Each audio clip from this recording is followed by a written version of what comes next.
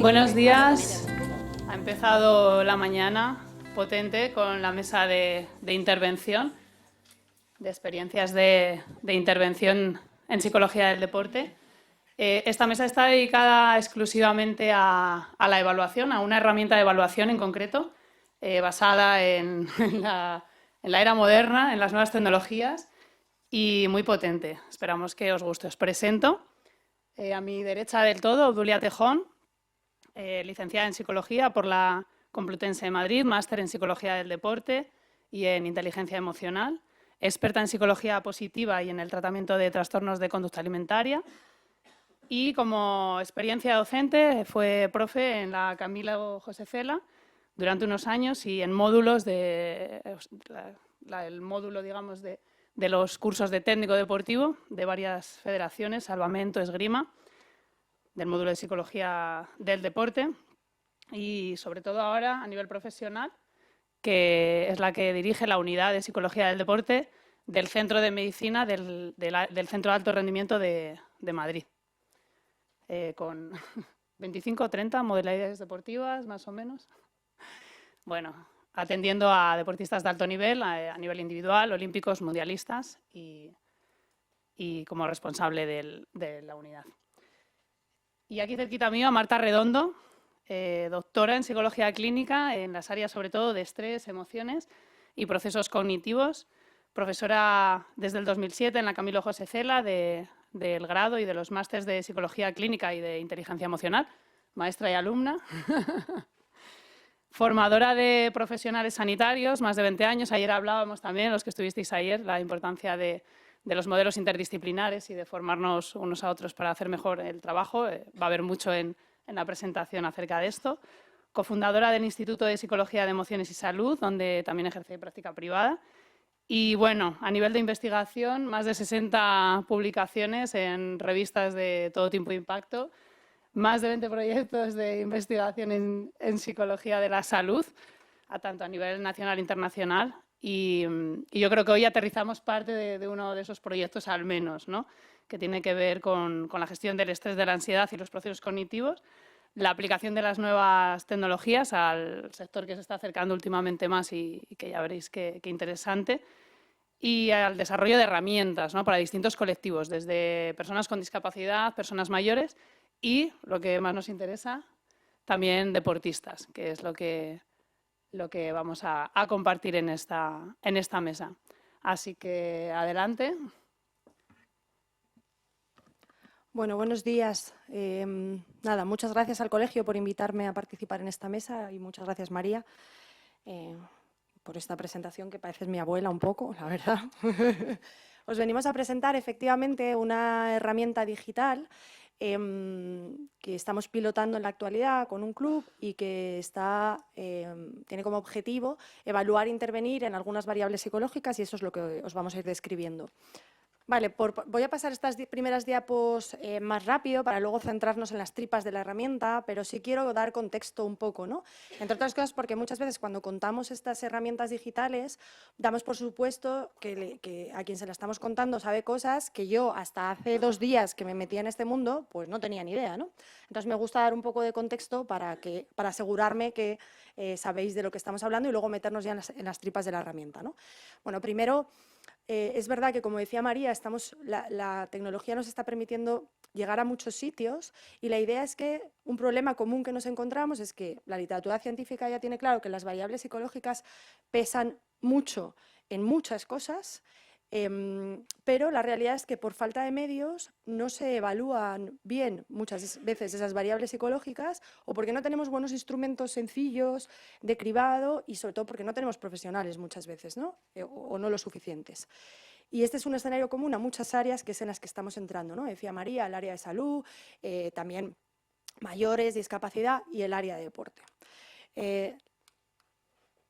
De alguna manera, la tecnología lo que nos permite es diseñar herramientas que estén adaptadas a cada una de estas poblaciones, poder hacer una evaluación longitudinal de esas variables, algo que muchas veces no podemos hacer en investigación. Podemos hacer evaluaciones puntuales, pero es muy difícil evaluar muchas variables para cruzar datos y poder hacer predicciones y afinar las intervenciones, que esto nos lo permiten este tipo de herramientas, y además no conseguimos que esas evaluaciones se hagan a lo largo del tiempo, ¿no? Entonces, todo esto nos va a permitir eso, ¿no? De alguna manera, tener un pool de datos grande, cruzando muchas variables que nos permitan predecir y afinar intervenciones y, de alguna manera, acompañar también esas intervenciones. Algo importante es entender que, tal y como las estamos gestionando, manejando, no se trata, por supuesto, de sustituir la figura del psicólogo, estaríamos tirando piedras sobre nuestro propio tejado. Son herramientas muy potentes desde mi punto de vista, desde el punto de vista del equipo, para muchas cosas. Primero, para detectar a personas de riesgo de una manera rápida y poder derivar rápido. Da igual el contexto, tenemos una evaluación y una evaluación que normalmente no se puede hacer y eso nos permite detectar y derivar rápido. Hay también una labor preventiva potente con estas herramientas, ¿no? Y luego sí que es verdad, como veréis, que podemos dar herramientas sencillas que puedan acompañar. Hay muchos contextos en los que hay figura del psicólogo, pero hay otros muchos en los que no hay. Con lo cual, tener una herramienta sencilla que acompañe es mucho más que cero, que es lo que se está teniendo. Y en los casos en los que hay psicólogo, el psicólogo utiliza la herramienta como un acompañamiento muy potente a lo que él está haciendo, ¿no? Igual que a nuestros pacientes les mandamos como tarea autorregistros o visualizaciones durante la semana, pues en este caso pueden hacer todo esto acompañados de la tecnología de una manera mucho más potente, ¿no? Vamos a ver si soy capaz de apuntar donde tengo que apuntar. Ya. Vale, brevemente contaros cómo se configura esto, cómo empezamos a trabajar esto, un grupo de psicólogos. Todo esto lo estamos haciendo de la mano de Saturno Labs. Ellos son un laboratorio de innovación que se dedica fundamentalmente a investigar y a crear productos con alta tecnología, pero lo que buscan también, una de las esencias de este laboratorio, es conseguir que la tecnología sirva para cosas con propósito, ¿no? Nos ha tocado la lotería aquí, hemos tenido muchísima suerte porque la realidad es que estamos trabajando con una empresa que la CEO acaba de recibir el Premio Nacional de Innovación, o sea, que es que son unos máquinas, hemos tenido la suerte de que los conocimos, empezamos a ver las cosas de la misma manera y a entender cómo ayudar de la misma manera y hemos hecho un match muy guay con gente que es que encima es buenísima.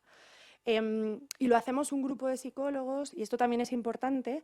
En IPES al final lo que tenemos son muchas patas que son muy importantes para el desarrollo de estas herramientas, porque al final tenemos la base investigadora que nos permite trabajar con rigor, que nos permite saber cómo hacer las cosas, etcétera, pero somos clínicos, llevamos más de 20 años trabajando en el contexto clínico, hay muchos para el desarrollo de la herramienta, el árbol de decisiones lleva muchas tomas de decisiones clínicas, ¿no? Y al final, bueno, pues somos un equipo que llevamos muchos años en esto, y luego tenemos especialidades. Hay una pata de la herramienta que es de neuro y tenemos una neuro que no ha podido estar, que habría contado la parte de neuro mucho mejor que yo, pero que está diseñada por ella. Tenemos una psicóloga del deporte, que es la que se mete en las tripas de la parte de psicología del deporte, etcétera, ¿no? No me voy a entretener aquí, hemos hecho muchas cosas junto con ellos, ¿no? Ya lo ha comentado María, con lo cual no me voy a parar. Estamos trabajando con mayores, con discapacidad. Sí que os voy a enseñar, y esta os la voy a enseñar porque es una herramienta que es muy parecida a la que estamos haciendo en deporte. Una que estamos pilotando en 4 hospitales de Madrid en pacientes con cáncer. Entonces, como la tecnología es igual que la que estamos utilizando ahora, que acabamos de arrancar este piloto en deporte, pues esta sí que os la voy a enseñar. Entonces, es un chatbot, luego os contaré lo que es un chatbot, seguro que muchos de los que estáis aquí ya lo sabéis, pero como yo no tenía ni idea hasta hace 2 días, os lo voy a enseñar, os voy a enseñar un vídeo de cómo funciona y me voy a parar a explicaros algunas cosas. Ya os digo que esto está hecho con pacientes con cáncer para evaluar ansiedad, depresión y afrontamiento en pacientes con cáncer, pero la tecnología es muy parecida a la que estamos utilizando en el piloto con Baskonia.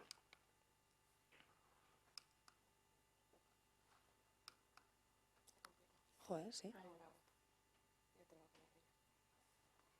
Vale, le he pedido que me corte solo un trocito del vídeo para enseñaros justo lo que quiero enseñaros. Gracias, Guadalupe. Ay, no, pero saltas del...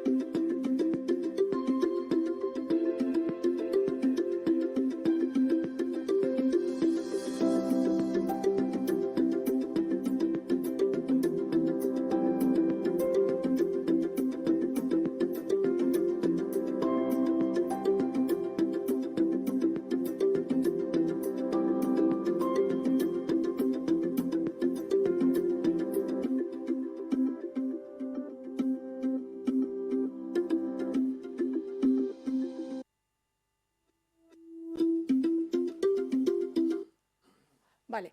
Yo creo que ahí se ha visto ya como lo más importante de lo que es la herramienta, ¿no?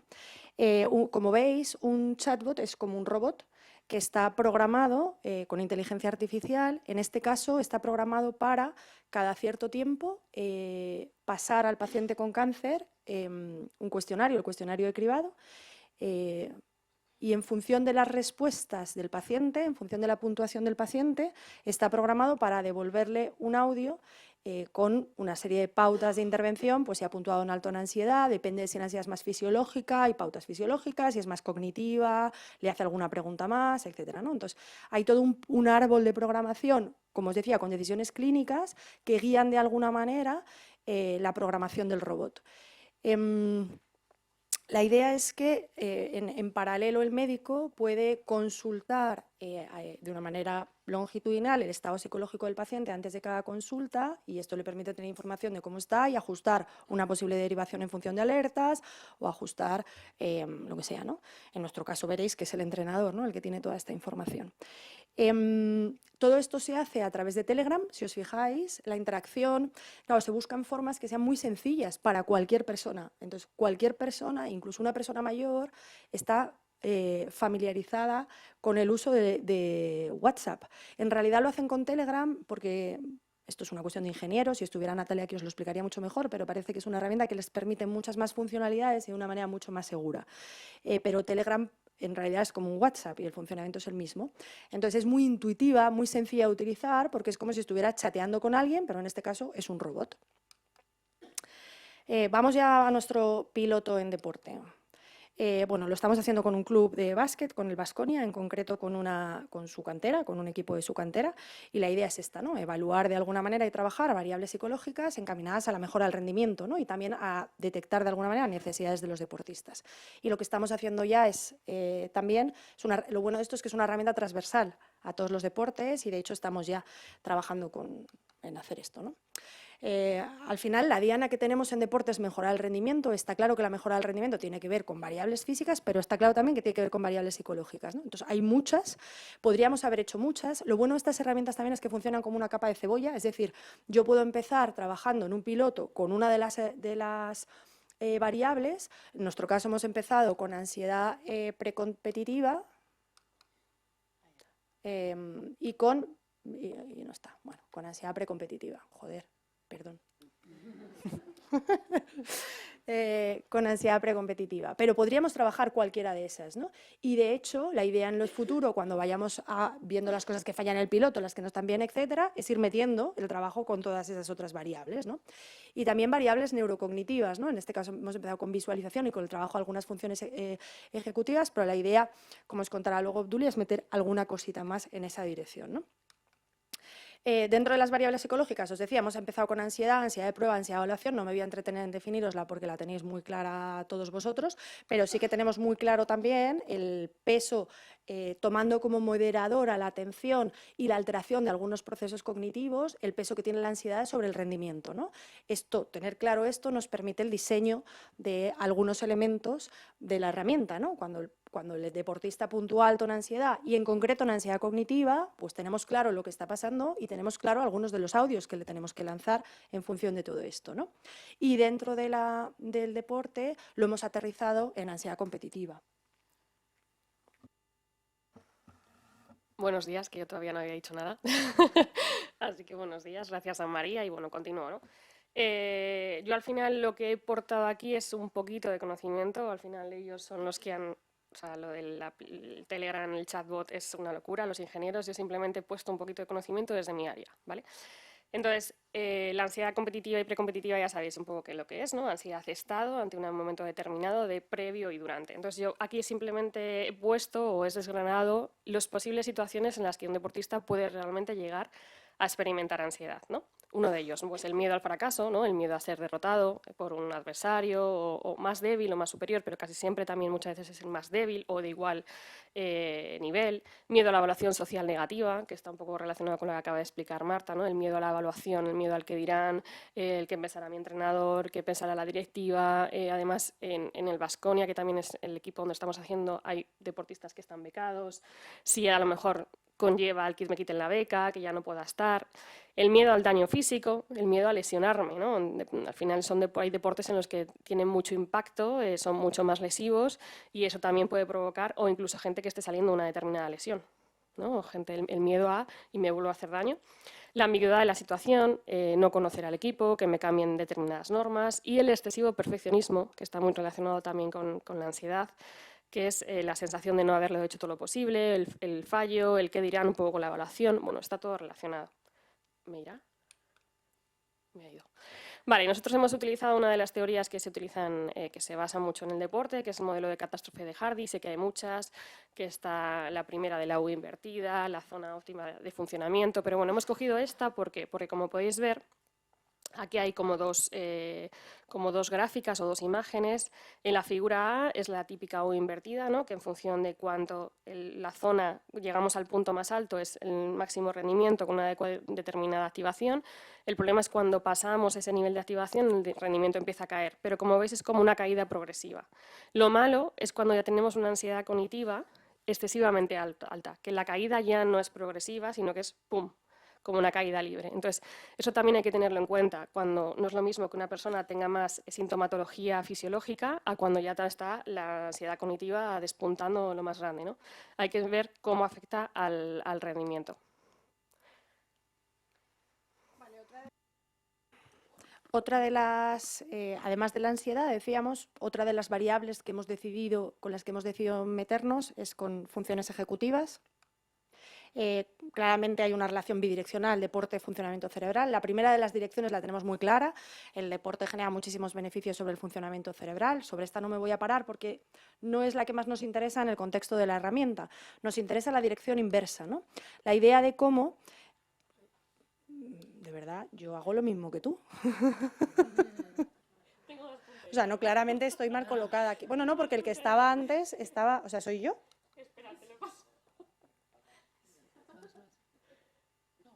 Dale tú para atrás.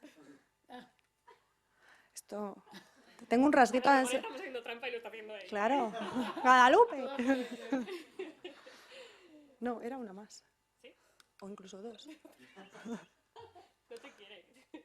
A ver, es que yo creo que le doy 3 veces. Esto es ansiedad. Tengo un rasguito alto de ansiedad y le doy 3 veces y claro, no. Vale. Decíamos, la línea inversa, la relación inversa, ¿no? Que al final estamos centrados fundamentalmente en funciones ejecutivas. Tampoco me voy a parar, porque además no está la neuro, que es la que lo haría fenomenal, en desarrollo de funciones ejecutivas, pero sí que la idea es entender el peso que pueden tener las funciones ejecutivas sobre el entrenamiento y el juego en un deportista, ¿no? Y cómo, que es lo que nos interesa, cómo la dirección contraria, es decir, cómo entrenando funciones ejecutivas podemos conseguir una mejora en el rendimiento, ¿no? Entonces,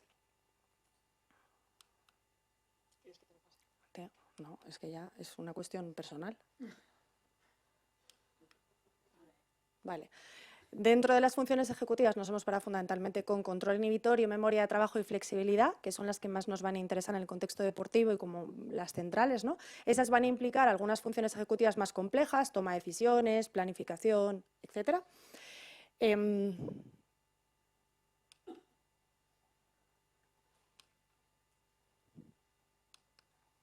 Vale. Y la idea es cómo estas funciones ejecutivas están participando tanto en el entrenamiento del deportista como en el juego, ¿no? Durante el entrenamiento, las funciones ejecutivas van a estar implicadas a la hora de planificar las jugadas, a la hora de visualizar las jugadas y luego a la hora de ejecutarlas, porque nos permiten ir comparando lo que estoy ejecutando con lo que tengo guardado de alguna manera, ¿no? Eso durante el entrenamiento. Y durante el juego, las funciones ejecutivas van a estar implicadas a la hora de recordar todo lo que he entrenado y a la hora de ir monitorizando la ejecución. Y luego, muy importante, las funciones ejecutivas van a estar implicadas y van a marcar mucho la diferencia entre unas personas y otras a la hora de resolver qué pasa cuando cambian las condiciones. Es decir, que esto en deporte es continuamente, cuando yo tengo entrenado una jugada, pero de repente tengo que hacerla de otra manera, ¿no? Las cosas no salen de acuerdo a lo planeado, ¿no? Entonces, las funciones ejecutivas van a ser súper importantes para cambio de estrategia, para ser capaz de inhibir la acción que tenía preparada, de atender bien a los estímulos que necesito para la siguiente y de además de atender, elegir bien la buena opción y mantener online, mantener en paralelo la información sobre el resto de los procesos. Entonces, todo eso tiene que ver con funciones ejecutivas y cuanto más trabajemos las funciones ejecutivas, se ha visto que mejor va a ser el rendimiento, con lo cual esta es otra de las vías de entrada. Es verdad que ahora mismo en la herramienta que estamos pilotando, lo que es el trabajo directo con funciones ejecutivas no lo estamos haciendo. Estos son tareas, no me voy a parar a explicaros, las tareas experimentales que tenemos diseñadas para la siguiente fase del piloto, para dentro de la propia herramienta que hagan un entrenamiento en estas funciones ejecutivas. Entonces, ahora no lo estamos haciendo así todavía en este piloto, pero la idea es que a través de la visualización, que luego os va a explicar Obdulia, la visualización sí implica claramente un trabajo en funciones ejecutivas, con lo cual sí vamos a poder medir si están mejorando y si esa mejora implica una mejora en el rendimiento. Cómo se ha creado realmente la herramienta y los contenidos que va a tener la herramienta, ¿vale? Entonces, una de las cosas que ha dicho Marta al principio es que ojalá fuera así, pero no todos los clubs evalúan de forma sistemática y ni siquiera tienen psicólogo. Entonces hay veces que este tipo de herramientas puede facilitar que no haya esa figura, que ojalá la haya, pero bueno, que se pueda realmente llegar a que la gente pueda introducirse un poco en psicología deportiva, ¿no? Y sobre todo que no se evalúa de forma longitudinal. ¿A qué me refiero? Hay muchas veces que no, se pasan cuestionarios pero no se vuelven a pasar o cambian las personas. Esta herramienta lo que hace es eso, es muy potente porque al final registra datos continuamente que luego a la larga pueden servir para la investigación, para hacer muchos más estudios y sobre todo, que a mí es la parte también más importante, de detección, de que realmente es como cuando son clubs muy grandes, al final hay tanto falta de personal, incluso donde yo trabajo, que no se detectan. De repente aparecen chispazos de vez en cuando, pero incluso ya cuando tienes que ir, ya se ha pasado o ya no tienes. Entonces, esto es tan potente diariamente o semanalmente que se vaya registrando que para mí a nivel de detección es brutal, porque enseguida te detecta y dices, vale, ya sé dónde tengo que ir. Y hay muchas veces que eso se nos pasa de largo. Y sobre todo datos longitudinales que nos pueden hacer incluso hacer predicciones de cosas que se pueden prevenir o estar atentos a este tipo de perfiles, con este tipo de cosas, les puede pasar, dónde tenemos que indagar, demás, ¿vale? Entonces, la herramienta basada en inteligencia artificial lo que nos permite es evaluar longitudinalmente una gran cantidad de datos que una persona sola, con yo no sé ahora mismo cuántos deportistas hay en el Baskonia. O sea, muchísimos. Entonces, no lo sé. Entonces, realmente, esto es lo que ayuda, ¿no? Los audios y tareas. Es mucho más fácil tenerlo como, de algún modo, temporalizado, de que luego lo explicaremos, ¿no? Pero cada semana reciben un audio, lo trabajan, a que una persona esté continuamente, hoy hace esto, es como que lo tienen como muy Les llega muy fácil y además los jóvenes cada vez son más tecnológicos. O sea, que le des algo así para ellos es maravilloso porque ya lo tienen ahí todo registradito, ¿no? Y recoger y analizar todos los datos, que también hay una parte muy importante. Entonces, ¿cuál es el resultado? Pues la posibilidad de ajustar cada vez mejor a los entrenamientos, también que registramos una información para que podamos ser cada vez más específicos y mejorar el rendimiento, que al final el objetivo también de esta herramienta es que ellos puedan mejorar, cada vez puedan rendir mejor, ¿no? Vale, vamos a pasar en descubrir la tarea, o sea, la herramienta, perdón. Vale, la herramienta se soporta en dos pilares. Como ha dicho Marta, al final es una herramienta que se ha aterrizado gracias a la comunicación también con los entrenadores. Nosotros pensábamos cuáles eran las cosas que podíamos evaluar, pero siempre había un feedback con ellos de lo veis viable, no lo veis viable, incluso ellos podían aportar información de está guay que también registréis esto, que metáis esto, o sea, contenido que para ellos también fuera importante a tener en cuenta. Entonces, como veis, hay dos barras, entrenador y jugador. La herramienta es súper sencilla. Más adelante va a haber un vídeo donde vais a poder ver el chatbot real, es decir, el que se ha creado con el Baskonia, para que veáis lo sencillo que es, cómo se mandan los mensajes, cómo tú tienes que responder. Es algo súper intuitivo, ¿vale? La construimos con ellos, que es lo que he dicho, lo aterrizamos, es decir, ellos nos han aportado información. Y lo que decía Marta de capas de cebollas, que al final esto es como que habrá un tope a nivel de trabajo, pero por cantidad de trabajo, pero no por la cantidad de información y de variables que se puedan llegar a trabajar. A lo mejor hay otras que a lo mejor no son tan tan eficientes de meter, pero hay otras que sí, ¿vale? Como puede ser la ansiedad, como puede ser la visualización. Yo creo que es una herramienta que no tiene fin, bueno, tendrá fin por horas de trabajo, pero no porque haya un límite, ¿vale? Vale, el entrenador. ¿Qué registra el entrenador? ¿Qué es lo que nos vamos a meter? ¿Vale? ¿Qué evalúa? Pues el entrenador, variables físicas y deportivas, ¿no? Pues resultados de entrenamiento, resultados de partidos, control de cargas. Aquí el control de cargas también está relacionado con los preparadores físicos, pero bueno, hay veces a lo mejor ellos son los que sirven de intermediarios, ¿vale? Los que nos comunican, pero el dolor, es importante conocer si el deportista tiene dolor, está descansando bien, la alimentación. Ahora mismo yo creo que no sé si es que ha incrementado o que es más visible los trastornos de la alimentación en el deporte y bueno, pues conocer en detalles de fulanito, cuidado, que no está comiendo bien, pues bueno, pues es información valiosa, ¿no? Y luego, ¿cómo lo hace? El entrenador se loguea igual que se loguea a un deportista, es decir, tiene que meter los datos, le hacen como unas preguntas, él se mete y a partir de ahí mete datos de los deportistas cada semana. Si quieres decir algo, dilo, ¿eh?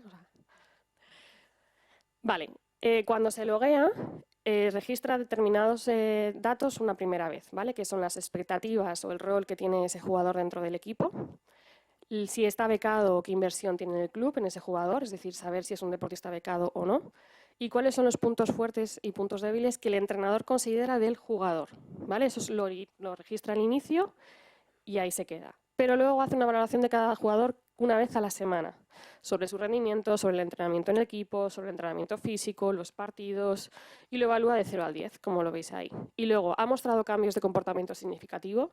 Esto también ya no solamente es a nivel deportivo, sino también a nivel personal. Es decir, ¿le habéis visto que ha habido algún campo de comportamiento que hay que tener en cuenta? Como hablábamos para detectar necesidades.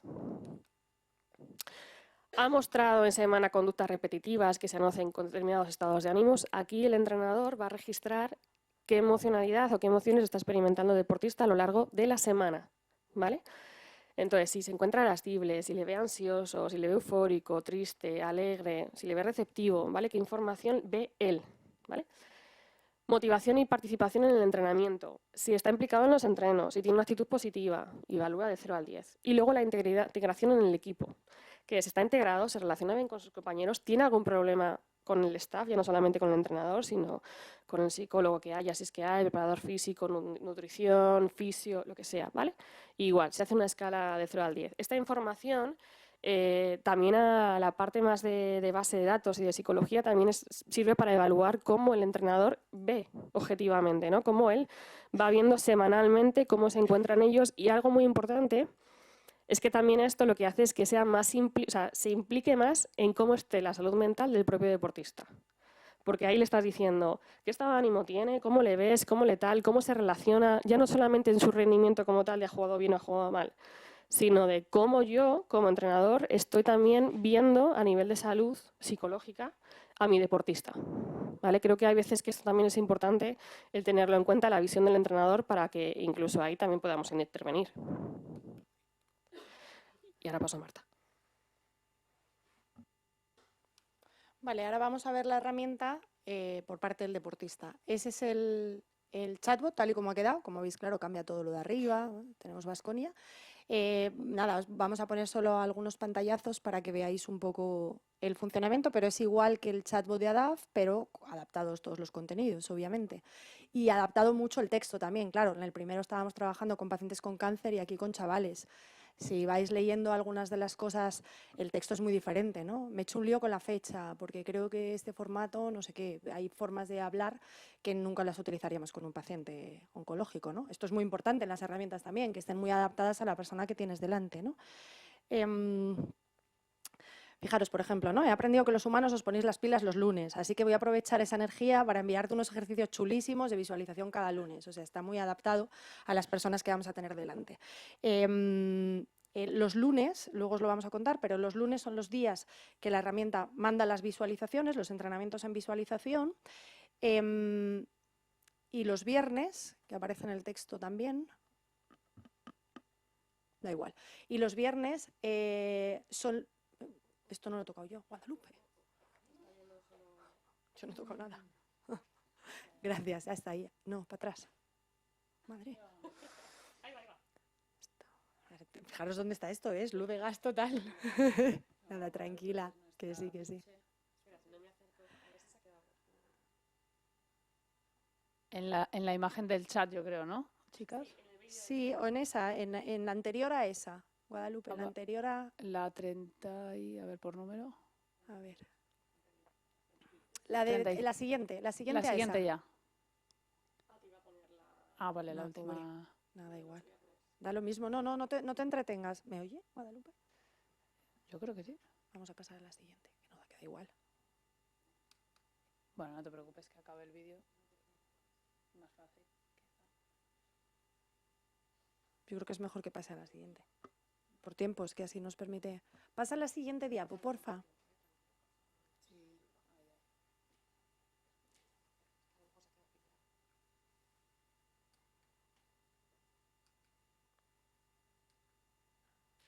Claro, me la han dado sin pilas. Claro, tío. No las han puesto bien.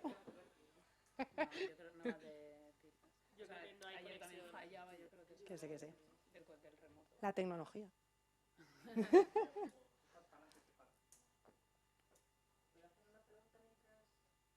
Sí. Si es rápido, mira. Vale, guay. Mejor al final. No, la siguiente, pasar a la siguiente ya. Eso, ahí, yo perfecto, creo- esa, ya está. Y tiro yo. Y luego si no. Nada, tranquilo. Sí, sí. Fenomenal. Sí, sí, o sea, si soy profesora, quiero decir, vivo con esto en la mano. O sea, soy profesora en la universidad, pero no sé, este no me quiere, yo qué sé. Os decía que las visualizaciones van los lunes y los viernes es cuando se les lanza el cuestionario, que ahora os voy a contar, el cuestionario de ansiedad y ansiedad precompetitiva, y en función del resultado que obtienen es cuando se les devuelven los audios de intervención o de trabajo, ¿no? No es al azar que una cosa esté los lunes, las visualizaciones estén los lunes, que es cuando ya han competido en teoría en el fin de semana, y tienen toda la semana para poder hacer el trabajo en visualización, y los viernes, que es precompetitivo, es cuando se les evalúa y cuando se les pueden dar los audios de apoyo. Entonces, ¿cómo funciona la herramienta? ¿No? Habéis visto, es un chatbot y cómo funciona. ¿Qué recoge? El deportista al alta va a recoger datos sociodemográficos y su posición de juego y luego, una vez a la semana, va a recoger aspectos psicológicos que luego os voy a describir y otras variables relevantes, sueño, fatiga, dolor, etc.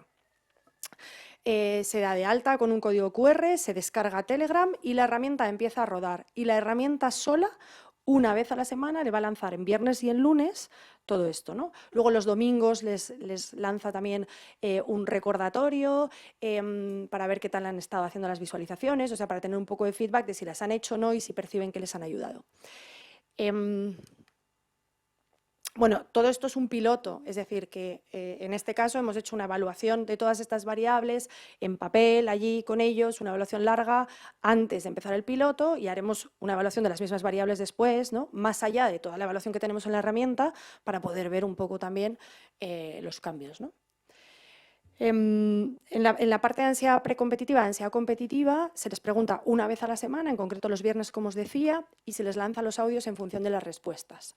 Y os voy a enseñar, por un lado, se les va a preguntar sobre variables generales, todas estas. Algunas de ellas se les preguntan también al entrenador, pero una de las cosas chulas e importantes, creemos, es cruzar lo que percibe el entrenador con respecto a lo que está percibiendo el deportista, ¿no? Y aquí se les va a preguntar sobre lesiones, sobre dolor, sobre fatiga en general, luego su nivel de motivación y su propia valoración del rendimiento. Es muy guay ver la diferencia de valoración a veces entre, o sea, lo que percibe el deportista con respecto a los que está percibiendo el entrenador, ¿no? Todas estas preguntas están encaminadas fundamentalmente a la investigación. Aquí no se lanzan audios de intervención, solo queremos tener datos de todas estas variables para controlarlas. Son variables que van a estar pesando de alguna manera el rendimiento, aunque no intervengamos sobre ellas. De todas estas, solo intervenimos en una, que es la gestión de lesiones. El árbol de programación se inicia por ahí. Si el deportista está en un periodo de recuperación de una lesión o está lesionado, está parado, en esos casos va a trabajar con audios de gestión de lesiones.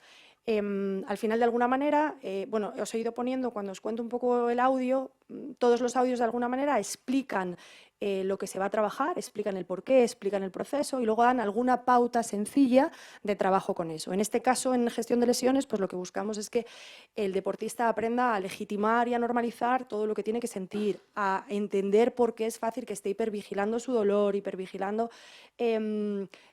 sus movimientos, ¿no? Cómo tiene que aprender a exponerse a eso, a tolerarlo y a focalizar a partir de ahí en cosas más útiles, ¿no? Ese sería un poco el audio de trabajo en la gestión de lesiones. Y luego, en la ansiedad general, la ansiedad competitiva tiene como 4 bloques fundamentalmente, ¿no? El primero de ellos tiene que ver con preocupación general por la competición. Por un lado, por su rendimiento, porque el rendimiento no sea el esperado por ellos mismos, porque el rendimiento no sea el esperado por los otros. Y el nivel de autoexigencia. Al final, Obdulia planteaba, ¿no? Una de las variables centrales es ese perfeccionismo, ese alto nivel de autoexigencia va a ser una variable muy importante con respecto a la ansiedad. En los casos de que la puntuación es alta aquí, en preocupación general por la competición, autoexigencia, el audio que se lanza es un audio centrado en autoexigencia y presión de los otros, ¿no? Pues se les explica cómo a nivel educacional es muy normal que hayamos ido dando de comer a una creencia muy basada en el resultado, en un debería de perfeccionismo, en estar a la altura, etcétera, y cómo eso se puede ir cambiando con reestructuración de creencias y también con cambios conductuales que vayan dando de comer de alguna manera a la nueva creencia que queremos instaurar, ¿no? El segundo de los bloques es el de las dificultades para atender, concentrarse, frecuencia de pensamientos negativos o agotamiento mental. Claro, decía Obdulia, ¿no? Al final el impacto sobre el rendimiento es alto cuando hay ansiedad, pero todavía más alto cuando el bloque cognitivo está elevado. Con lo cual, un trabajo a nivel cognitivo, no solo de reestructuración como en los otros casos, sino también y sobre todo de trabajo con la rumiación. Que entiendan cómo funciona la rumiación, por qué cuando yo alivio rumiando disminuye de alguna manera mi ansiedad y eso funciona como un reforzador muy potente para que la rumiación se mantenga y eso se les explica de una manera muy sencilla y se les dan a partir de ahí metáforas que además al estar grabadas con audios 3D son muy inmersivas y se trabaja muy guay, metáforas de atención dividida, es decir, una parte de mi atención va a estar sobre ese pensamiento que me está haciendo ruido y sobre mi malestar, pero la otra parte puedo enfocarla en algo útil para mí ahora, ¿no? En estas metáforas, pues trabajamos con una metáfora de una manifestación en la puerta, ruidos, silbatos, gritos, y el contenido de lo que dicen los manifestantes son mis pensamientos, vas a fracasar, vas a fallar, ¿no? Y cómo yo puedo conectar con mi respiración, mi relajación, etcétera, ¿no? Se trabaja con una metáfora en una playa, estoy relajada y es muy guay porque en audio 3D estás escuchando las olas, escuchando el mar, y de repente aparece una avioneta de estas molestas con un cartel con tus pensamientos. Bueno, metáforas que trabajadas con los audios son muy potentes para lo que hacemos en clínicas sin estos audios, que es trabajar atención dividida, después de explicarles la inutilidad de la rumiación, pues tiene una potencia muy grande para poder trabajarlo, ¿no?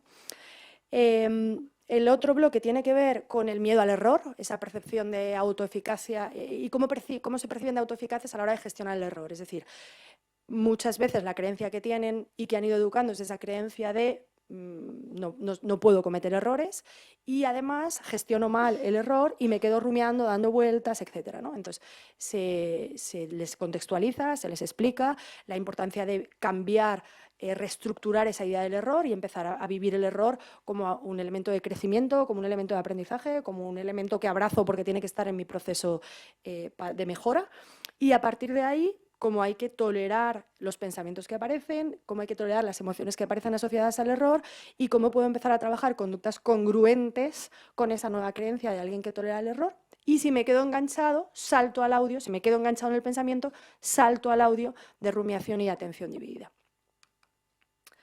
Y finalmente hay un bloque fisiológico, ¿no? Que este es como el más claro, pero muy guay también poderlo hacer con audios. Cuando puntúan alto ansiedad fisiológica, pues hay entrenamientos en respiración abdominal y en relajación imaginada.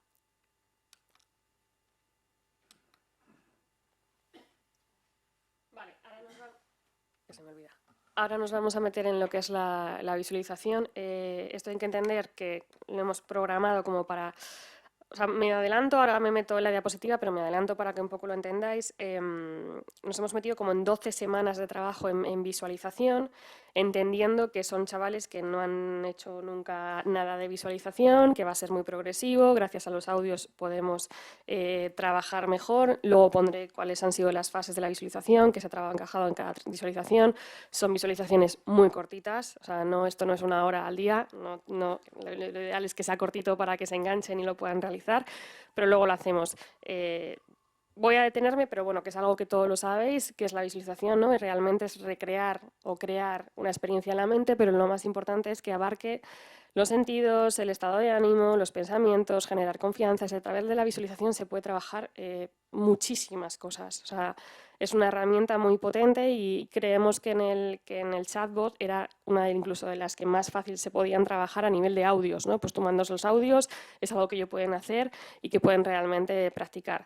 La importancia en los sentidos, ¿no? El olfativo, el cinestésico, el oído, el tacto, la vista y el gusto, las emociones que se han trabajado, por eso también la pregunta a los entrenadores de cómo les han visto, las emociones también se pueden trabajar, la ansiedad, la ira, la tristeza y los pensamientos, la confianza y la concentración, ¿no?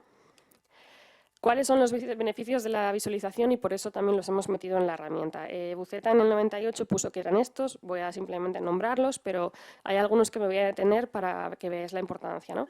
Ejecutar movimientos técnicos para su adquisición y perfeccionamiento. Dentro de la herramienta vais a ver, o sea, dentro de las visualizaciones, perdón, que una de las fases o varias fases están enfocadas en esto, ¿no? En perfeccionamiento a nivel técnico, en el caso del baloncesto, ¿no? Dirigir la atención a estímulos antecedentes discriminatorios para mejorar el comportamiento táctico. También hay algunas visualizaciones en determinadas situaciones de juego, que luego lo vais a ver. Exponer a las condiciones de la competición para que ensayen en ese contexto. Está relacionado con la ansiedad de evaluación, la ansiedad competitiva, que dentro de la visualización se puede trabajar muy bien. Preparar la actuación en competiciones concretas, repasar las conductas prioritarias en los periodos previos a la competición, que era lo que Miguel ha dicho de rutinas, ¿no? El hecho de tener las rutinas muy claras, pues dentro de la visualización también se puede trabajar. Ensayar algunas conductas justo antes de ejecutarlas. Muchos jugadores lo habéis visto de baloncesto, bueno, cualquier tipo de jugador que visualiza previamente el tiro o el triple o lo que sea antes de lanzar. Aprender otras habilidades psicológicas, por ejemplo, pues podemos regular el nivel de activación gracias también a la visualización. O sea, para mí es una de las herramientas, herramientas más completas. Anticipar dificultades psicológicas y enseñarles habilidades de control. O sea, con los audios de ansiedad, al final, si ellos cogen esas herramientas, esas prácticas, luego en visualización lo pueden trabajar. Provocar sensaciones positivas y asociarlas a estímulos potencialmente estresantes. En los audios de la visualización se mete también parte de emocionalidad, en el que se tienen que imaginar en determinadas situaciones de juego sintiendo determinadas emociones, que creo que también es una de las cosas más potentes. Y contribuir al proceso de recuperación de una lesión, ¿vale? Es otra de las más utilizadas. Esta sería como una especie de listado, ¿no? ¿Cómo se trabaja? ¿Vale? Entrenamiento en visualización. Son 12 semanas, como he dicho, en práctica imaginada, a través de audios. Cada lunes ellos reciben su audio. O sea, el chat le dice, no sé exactamente cómo lo pone, pero hoy es lunes, hoy te toca entrenamiento en visualización, ¿no? La guía se les explica la fase en la visualización en la que se encuentran, hacen una respiración y desactivación de inicio. Ya sabéis que la visualización previamente, para hacerla bien, el deportista tiene que estar un pelín desactivado y gracias a los audios también en la que han trabajado todo el componente de ansiedad lo tienen. Luego la visualización y luego la vuelta a la actividad. ¿Vale? Vale. Hay 2 semanas, que es como el primer bloque, que es aprendizaje a visualizar. O sea, aprenden a lo que es la visualización, a realmente familiarizarse, ¿no? O sea, muchos deportistas, cuando tú les dices que visualicen, se quedan en, sí, lo veo muy bien. Y se quedan en, lo veo. No escuchan, no sienten, no notan el cuerpo, no notan los olores, es como, no, y además te lo dicen así, no, visualizo muy bien, lo veo súper bien. Digo, ya, pero nadie te ha dicho que la visualización no solo consiste en ver, o sea, consiste en que tú notes el balón, tú notes el bote, notes la fuerza, incluso los sonidos de la cancha, notes todo, ¿no? Entonces, durante esas 2 semanas aprenden eso. Las siguientes semanas es que lo pongan en práctica con cosas de su deporte, ¿vale? Las 2 primeras semanas ahora vais a ver que son como cosas muy de su vida, normales. Luego ya lo metemos en la práctica en el deporte. Luego ya tenemos 4 semanas de aspectos técnicos y 4 semanas de trabajo en ansiedad competitiva, es decir, ya en situaciones con la parte más emocional y demás. Esto es es el contenido, lo sabéis, pero bueno, os explico cómo yo he hecho las visualizaciones, ¿vale? Seguramente se puedan mejorar, pero bueno, esto es lo que he hecho, ¿no?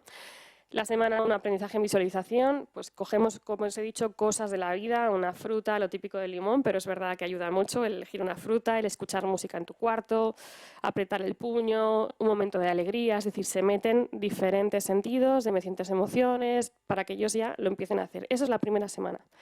La segunda semana, el aprendizaje, seguimos en visualización, pero ya es andando por el pabellón, en el vestuario, balón de baloncesto, zapatillas. Luego os voy a poner los ejemplos de lo que entra dentro de la visual, lo que se dice luego en visualización, ¿vale? Esto es solo el contenido, es como un esquema. Semana 3, puesta en práctica en su deporte, agarrar el balón, los motes, movimientos corporales. Semana 4, desplazamientos defensivos y ofensivos. Semana 5, aspectos técnicos del baloncesto, tiros libres. Semana 6, triple. Si me hace caso. Semana 7, situaciones de partido sin participación activa. Esto es que se imagine viendo un partido con todo lo que conlleva, ruidos, sonidos, gente jugando, entrenador hablando, pero sin ser el partícipe. Emociones en juego, es decir, que se imaginen situaciones de, pues en el campo o en el entrenamiento en el que se han sentido alegres, se han sentido confiado. Aquí sí, sobre todo nos enfocamos en la parte más positiva. Trabajo ya nos metemos aquí en pases decisivos, es decir, ya estás en situación de partido, ya son pases decisivos, más trabajamos temas de, pues se tiene que encontrarse en una situación en la que se encuentre confiado, seguro, tranquilo, con la calma, trabajamos mucho en eso. Tiros libres y emocionalidad, es lo mismo, triples y últimos segundos de partido en el que consideramos que también es una situación en la que la ansiedad puede provocar afectación, ¿vale? Esas serían las 12 semanas. Esto que veis aquí es como nuestra guía. Es una, empecé yo a grabar, esto es lo que tengo que decir, empecé yo a grabar los audios. Me sentía una profesional total porque era una cabina real, la cabina en la que se graban las cosas, ¿no? Entonces te sientes ahí con bueno, pues mi voz no funciona, funciona la de Marta. Entonces me dijeron, vamos a grabarlo con Marta. Digo, muy bien, porque mi voz no valía. Pero bueno, está guay porque al final es un audio es en el que realmente es un audio profesional, es decir, había momentos incluso que hablábamos, aquí metemos sonidos, no metemos sonidos, decíamos, aquí no metemos sonidos porque lo que quiero es que generen el sonido ellos mismos, cuando ya a lo mejor lo que quiero es que busquen otra cosa, sí metíamos sonidos de ambiente. Entonces es muy potente también por eso, porque había momentos en los que podríamos incluso meter cosas y que el audio fuera, o sea, no es lo mismo que yo coja esto y me grabe, a que sea en un sitio ya pues profesional, ¿no? Entonces, simplemente para que veáis, empezábamos, por ejemplo, pues empezaba a hablar, ¿no? En los 4 siguientes ejercicios, tendrás que visualizar.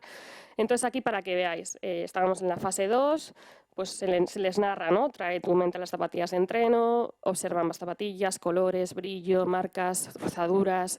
Simplemente es como ejemplo para que veáis un poco cómo es el contenido del audio. Está muy trabajado, se paran con respiraciones, la vuelta a la calma, pero como que está muy elaborado. Esta es una fase 2 y luego os he traído otra que es una fase más avanzada, que es la fase 11. Que aquí, por ejemplo, pues visualizábamos la realización de tiros de 3 puntos en situaciones de partido, tenían que cambiar las situaciones de partido, se les dice que las modifiquen, aquí hay un apartado en el que se le dice, bueno, tienen que ejecutarlo lo más posible, se le mete emocionalidad, recuerda la técnica, incluso si tienen rutinas se les dice que ejecuten las rutinas y ya las poseen dentro de la visualización, o sea, es como muy, ya vamos como hilando muy fino. Y bueno, como futuros pasos, un poco también lo que ha comentado Marta antes, que ya es meter las opciones ejecutivas dentro de la herramienta, que será como los futuros y que incluso dentro de la visualización se metan incluso más. Ya se está como trabajando en ello, ¿no? A nivel federativo, incluso federaciones bueno, que nos hagan como el proyecto mucho más grande. Y hasta aquí. Y ya está. No me pasa.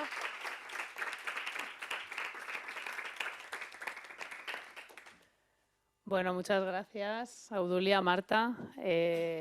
Pasamos a las preguntas, si queréis. Imagino que hay curiosidad mínimo.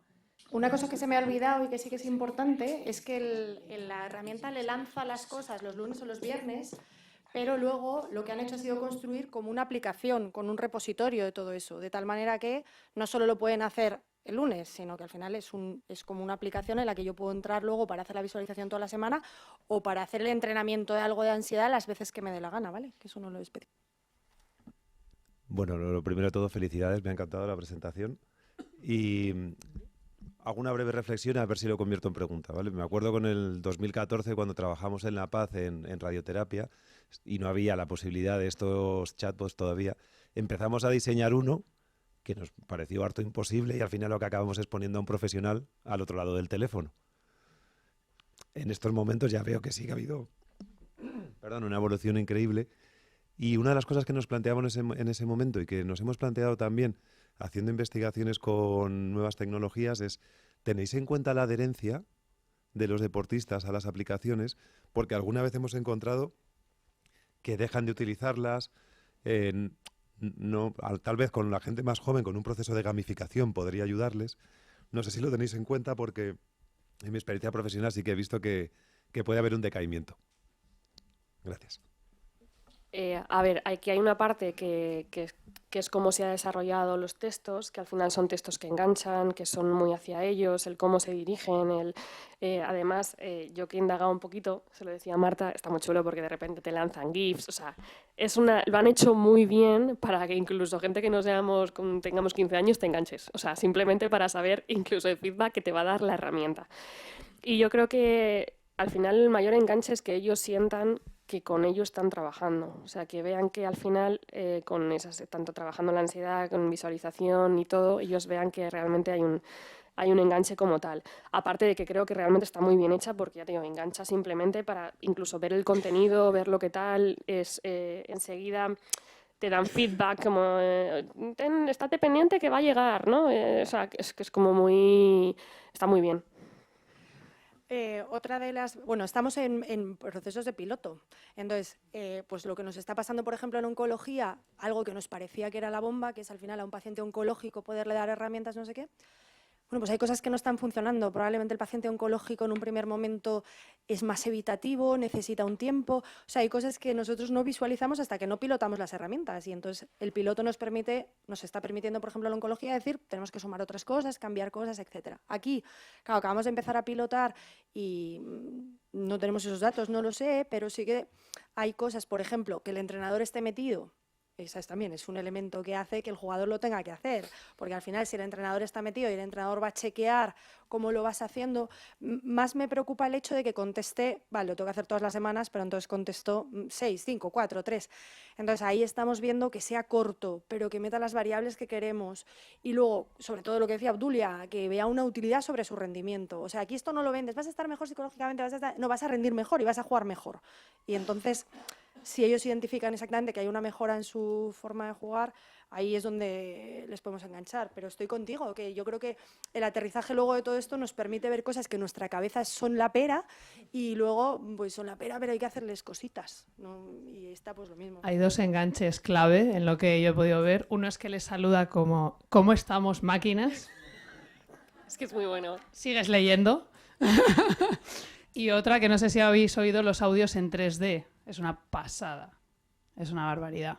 Es que lo que decía Obdulia, claro, al final, en las que ella quería, o sea, en las que queremos, pero eso lo marcaba ella, que es la que sabe más de esto, que ellos aprendieran a escuchar o a sentir, ahí no había audio extra, pero luego ya en las que ya sabían hacer eso y estaban en competición, todo esto lo hace un ingeniero, que es la pera, además es buenísimo también, en un estudio efectivamente tal, que yo no es que mi voz es un truño, lo que pasa es que como me he grabado un montón de audios de todos los otros proyectos, pues al final tengo cogido el... Pero claro, tiene una capacidad para sacar sonidos de el bote del balón, la gente, el fondo, ese momento en el que vas a tirar la última de 3 y de repente se hace un silencio en él. O sea, es la pera. Entonces eso, claro, a la hora de evocar y poder visualizar bien es muy potente. Bueno, yo tenía una pregunta. En primer lugar, me ha encantado y ojalá podamos utilizarlo nosotras en algún futuro. Quería preguntaros si os encontráis muchos casos donde las personas al inicio les cueste identificar sus emociones, porque nosotros, por ejemplo, en sesión nos encontramos este tipo de situaciones de, pues no sé qué hacer con lo que siento porque tampoco sé identificarlo. ¿Os lo encontráis? Y ante esta situación, ¿qué es lo que solís hacer? Porque creo que es como el primer paso, ¿no? Bueno, sí. Hay una falta de identificación, de que no nos enseñan a identificar lo que estamos sintiendo ni cómo nos afecta. Entonces, en la parte más de campo y más sí se puede trabajar, ¿no? Al final tú le enseñas cuáles son las emociones, qué emociones experimentamos, qué respuesta tiene a nivel fisiológico, cómo actuamos, cómo suele ser nuestro comportamiento y a partir de ahí trabajar. O sea, es a través de la inteligencia emocional. Al final, si tú le dices qué es lo que siente, cómo le va a afectar en su forma de comportarse, cómo interpretar las emociones del otro, cómo regularlas, a través de ahí lo tenemos que hacer. Pero sí que, además, la ansiedad, además ahora está todo el mundo con la película del Inside Out 2, que de repente aparece el muñequito desquiciado, naranjita. Yo creo que es una de las emociones que nos abre paso para también trabajar las demás emociones, como puede ser el miedo, la ira, la tristeza, es decir, que suele ser como la principal, pero luego a través de ahí como que se abre mucho más el abanico y se puede llegar a trabajar.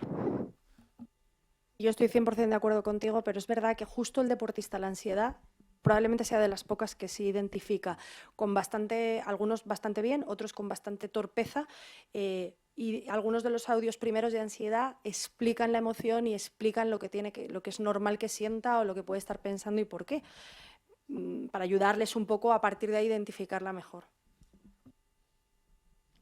Buenos días, me ha parecido muy interesante y, bueno, este es el futuro para psicología y para muchas cosas en grandes estudios. Pero como habláis de baloncesto y de un club también con unas características tan especiales, dices, bueno, estáis trabajando con gente joven multicultural, porque toda esta gente viene de diferentes países, entiendo que eso lo tenéis en cuenta, por eso también comprendo bien lo que ella dice, tienen que entender bien.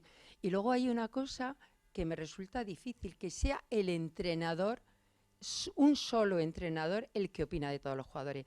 Vosotros sabéis que la salud del entrenador, la salud mental... Esto es un piloto con 15 jugadores, ¿eh? Ya, sí, pero bueno, te digo porque como estáis en pilotaje, claro, un punto pero de vista... Tiene razón, ¿eh? De veterana. Un entrenador, la salud mental de los entrenadores está muy condicionada por muchas cosas. Opinar de todos, muchas veces, a veces miran para el otro lado cuando hay bullying en el equipo. Todos estos tienen, si están becados, una competitividad entre ellos bestial, porque es su futuro. Y más cuando vienen de fuera, están desplazados, están viviendo solos en unas condiciones. Entonces, son un montón de variables. Yo en el staff pondría varias opiniones, porque yo creo que es muy importante. Y me ha parecido importantísimo el futuro.